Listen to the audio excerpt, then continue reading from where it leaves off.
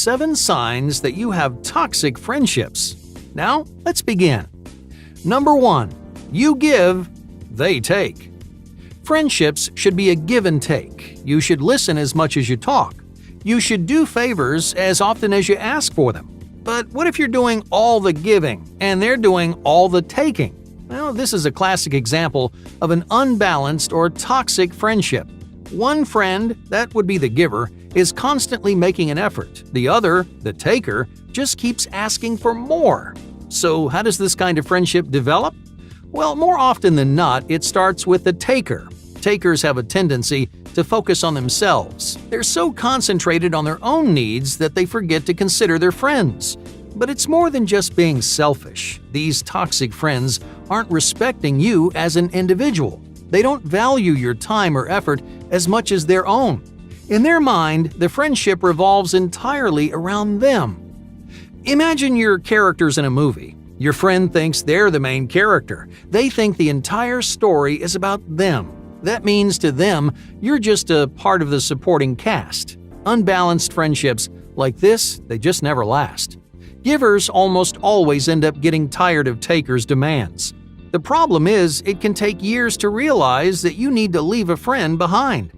If you suspect you're stuck in an unbalanced friendship, well, try this. Think about the last time you did something nice for your friend. Did you buy them lunch? Maybe you picked up some medicine for them when they were sick. Now, think about the last time your friend did something nice for you. If you can't remember, then your friendship might be lopsided. So don't wait to make a change. Don't let a toxic person rob you of your valuable time. You should never allow your friends to treat you like a caretaker. Instead, meet people who are willing to share the spotlight. That way, you can foster healthy friendships that will actually last. Number 2. Too much criticism. Friends make fun of each other. Some tease more than others, but no friendship is complete without some playful jabs. Teasing is a natural way to grow closer to someone. In fact, it's one of the best ways to show a friend that you trust them. Why? Well, because you have to trust someone to know these comments aren't meant to hurt you. Let's say a stranger insults your new haircut. How would you feel? Offended? Insecure? Maybe a little bit angry? Now, if a friend said that to you, the same insult would be funny and playful. But there is such a thing as too much criticism, even from a close friend. Think about how you and your friends interact. When you tease each other, what's it like? What do they tease you about? Do they focus on small, superficial things or personal things like your goals and choices? Does the teasing go back and forth, or is it just your friend criticizing you over and over again? Toxic friends tease in a malicious way. They criticize important parts of your life like your passions, your insecurities, and your relationships. Friendly teasing should focus on tiny, pointless things. You'd tease a friend about their shoes or that time they spilled food on themselves. And it's also important that teasing goes both ways. Don't let yourself become a punching bag. Unfortunately, it can be hard to tell what someone's true intentions are. A friend might accidentally cross the line without trying to be toxic, or vice versa.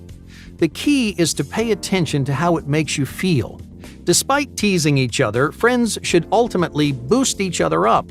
If their comments are crippling your confidence, well, then it's time to take your friendship elsewhere. Number 3. Lack of respect.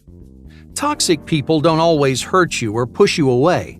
Some of the most toxic friends want you all to themselves. These friends can't stand the idea of sharing you. They don't like when you spend time with other people. They'll even lie to create conflict between you and your other friends.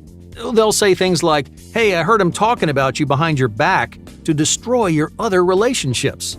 Now, you might be wondering, why would anyone want to do this? This kind of toxicity stems from deep-rooted insecurities.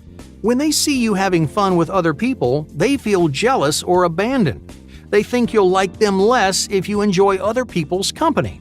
Those insecurities make them manipulative. They'll start giving you guilt trips or try to speak for you. But you can't let toxic friends control you. Even if you cut ties with everyone in your life, it won't be enough. Their insecurity will never disappear, so don't cater to them. No one should pull you away from your friends and family. If they respected you as a person, they'd let you have a personal life outside of them. At the end of the day, that's what it comes down to, a lack of respect. These friends don't respect you, your friends, or your family.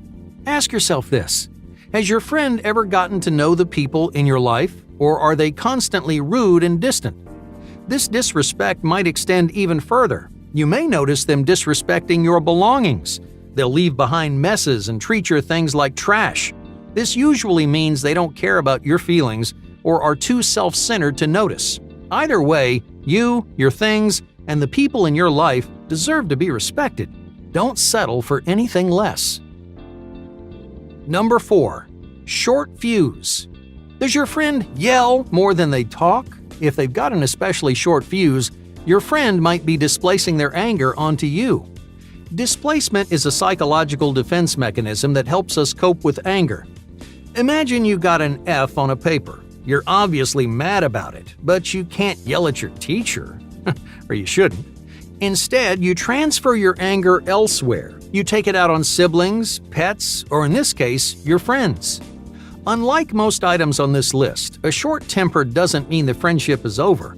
It's toxic, but there are ways to fix it.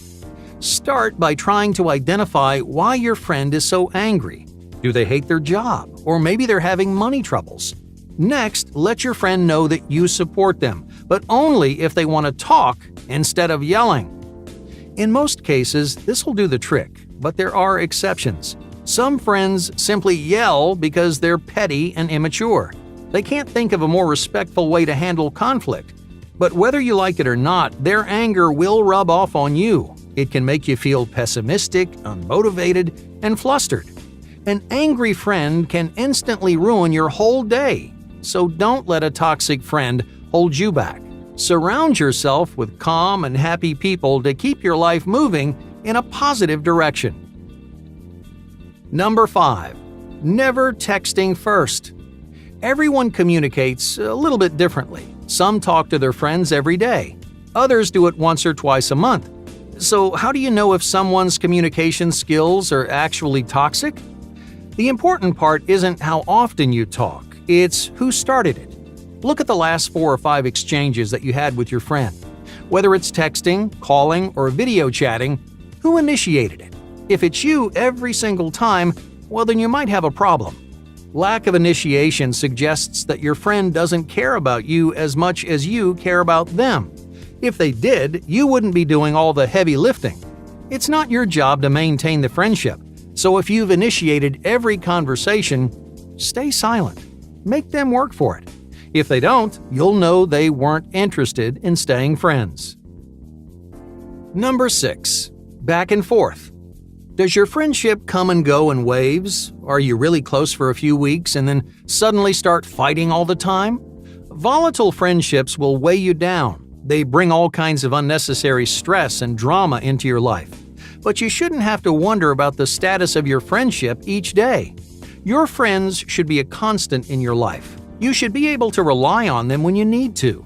Someone who's combative or volatile can't give you that consistent support. But the hardest thing about having this kind of friend is getting rid of them. Just when you're ready to cut them loose, they'll go back to being your best pal. They'll be upbeat, fun, and supportive. You'll stop fighting and go back to spending every second together. You'll convince yourself they've changed until it all falls apart again. So, if you've got a volatile friend, it's up to you to break the cycle. Number 7. Competitiveness. When you share your accomplishments with your friend, what do they say? Are they supportive and happy for you? Or do they try to one-up you? Toxic friends can be extremely competitive. They don't want to admit it, but your success might make them feel inadequate. They'll brag just to cover up their insecurities. Why? Because your approval matters to them. It may matter more than anyone's. This is actually a very natural feeling. We want our friends to be proud of us. We want their acknowledgement. In reality, your friend might just admire you or find you intimidating. They're constantly competing to prove to you that they're good enough. Now, of course, that isn't always the case. Sometimes toxic people develop superiority complexes around their friendships. They only spend time with people they think they're better than, and that way they get an ego boost whenever you're around. Imagine you're insecure about your looks. You might purposely hang out with people who aren't good-looking. This makes you seem better by comparison because you're the good-looking friend. That title will give you confidence, but this isn't really friendship. It's using your friends like pawns. You're not valuing them as individuals, so if your friend doesn't want the best for you, spend your time with people who do.